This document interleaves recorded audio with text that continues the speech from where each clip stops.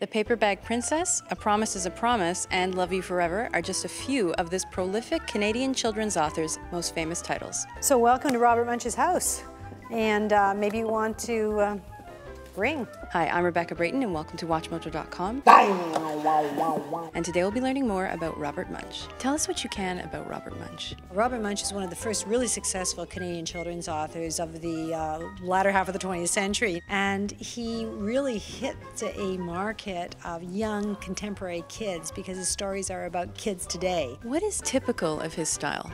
I think what's typical is he has an amazing use of language. When you hear him read, and you hear in the exhibition, it's his voice recorded. He has a very particular style of reading. Quiet!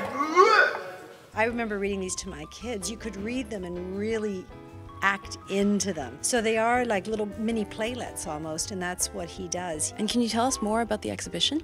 Well, in the exhibit, basically you're invited into Munsch's house. So you come in, there's a kitchen, there are steps to go up, there are spaces within the house. And so you're encouraged to kind of play. And of course you're playing with words. So in the exhibition, there are games in which you can place words, like there's a brick wall and each brick has a word on it, and you can place the bricks in the wall to make up stories. You can take some of Michael Marchenko's illustrations. Do you remember those books where you could put the head with a different torso with different legs? Well, you can do that in a 3D form. You can open the fridge and see what's inside Robert Munsch's fridge, which, trust me, is interesting. It's full of 20 different animals, and you have to find them. And what would you say is its purpose?